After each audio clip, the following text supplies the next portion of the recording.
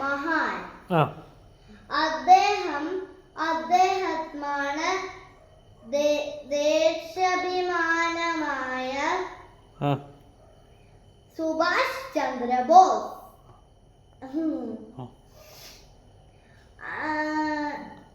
1897 ജനുവരി 23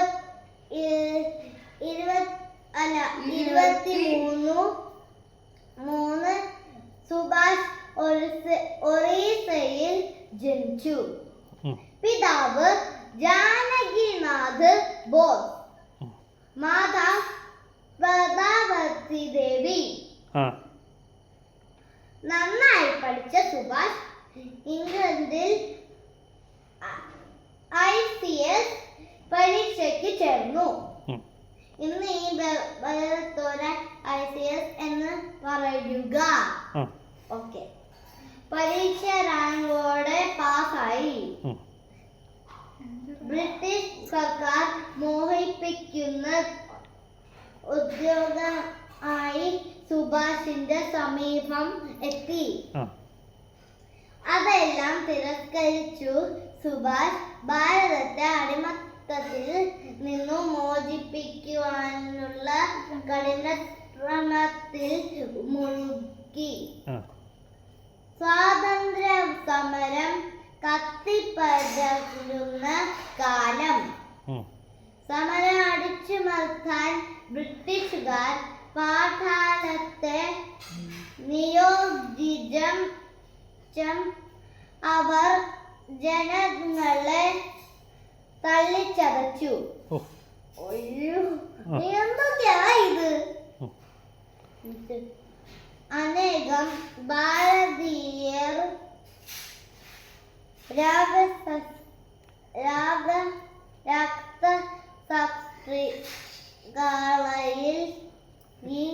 രക്തസാക്ഷികളായി ഈ സംഭവങ്ങൾ സുഭാഷിനെ വേദനിപ്പിക്കുകയും ചോടിപ്പിക്കുകയും ചെയ്തു.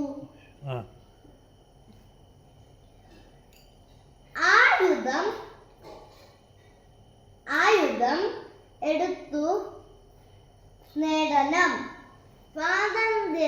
സ്വാതന്ത്ര്യം സുഭാഷ് ഉറച്ചു. ഈ ലക്ഷ്യം മുന്നിൽ കണ്ട് അദ്ദേഹം ഫോർവേഡ് ബ്ലോക്ക് എന്ന സംഘടന ഉണ്ടാക്കി. ആ കാലത്ത് ഭാരതത്തെ ബ്രിട്ടീഷുകാരിൽ നിന്നും മോചിപ്പിക്കുന്ന എന്ന ലക്ഷ്യത്തോടെ ഭാരതീയർ സിംഗപ്പൂരിൽ ഒരു സേനയ്ക്ക് രൂപം കൊടുത്തിരുന്നു. Indian national army. ഞാനല്ല, INA എന്നായിരുന്നു സേനയുടെ പേര്. നേതാജി സിംഗപ്പൂരിൽ എത്തി. ആർമിയുടെ നേതൃത്വം ഏറ്റെടുത്തു. അധികം വൈകാതെ നേതാജിയും അനുയായികളും ബ്രിട്ടീഷ് സർക്കാരിനോട് യുദ്ധം പ്രഖ്യാപിച്ചു. ഓക്കെ, അടുത്തത്. അവർ അസാമിൽ എത്തി. ഇന്ത്യൻ മണ്ണിൽ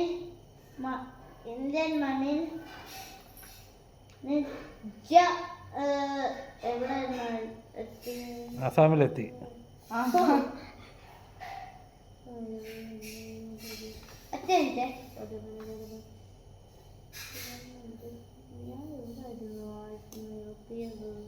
അത് ആസാമിലെത്തി.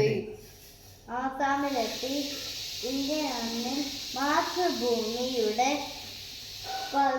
പതാക ഉയർത്തി. എന്നാൽ രണ്ടാം ലോക മഹായുദ്ധത്തിൽ ജപ്പാൻ പരാജയപ്പെട്ടതോടെ നേതാജിയുടെ സംഘത്തിനു പത്മാരേണ്ടി വന്നു. 1945 ഓഗസ്റ്റ് 18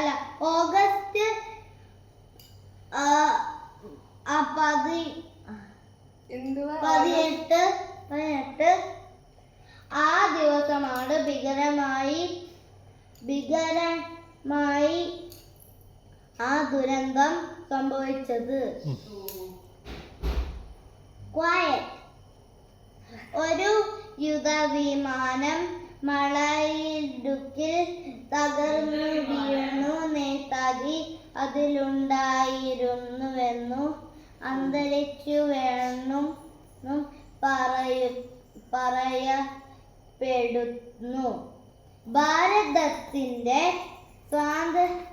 സ്വാതന്ത്ര്യപുലരി കാണാൻ സുഭാഷിനു കഴിഞ്ഞില്ല. എങ്കിലും ജയ് ഹിന്ദ് എന്ന മന്ത്രത്തിലൂടെ അക്കാലവും നേതാജി സുഭാഷ് ചന്ദ്രബോസ് നമ്മളിൽ ജീവിക്കും.